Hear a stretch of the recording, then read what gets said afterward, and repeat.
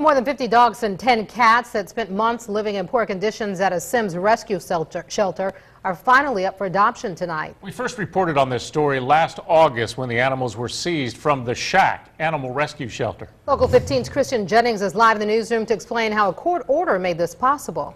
Kim, with the court order issued today, the adorable animals you're about to see can finally be placed in homes. They've been nursed back to good health over the past 6 months.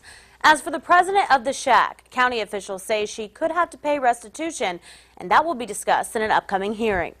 Since they were seized from the S.H.A.C K last August, these animals have made themselves at home here at A.R.F. We have been housing 35 dogs and all 10 cats from the S.H.A.C K since August 31st, so it has been a heavy burden. It really has. 18 additional dogs have been staying at the Mobile County Animal Shelter. They were taken from the S.H.A.C K nearly 6 months ago because county officials say they were lacking adequate care and suffered from various medical conditions. The majority of the pets had intestinal parasites. We had a large number of pets with heartworm disease.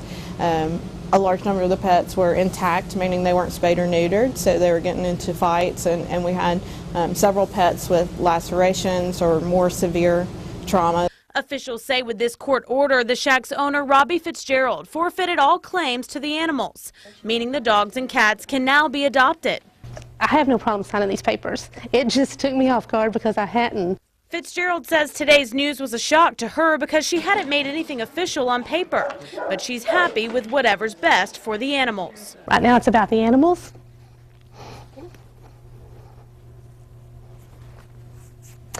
Excuse me. So the first thing is to get them out of there. While she admits fault, she says she was doing her best to keep the animals healthy. We had 53 dogs. We should have never had more than 30. I say that. My goal was never to have more than 30, but it's overwhelming when so many are being euthanized.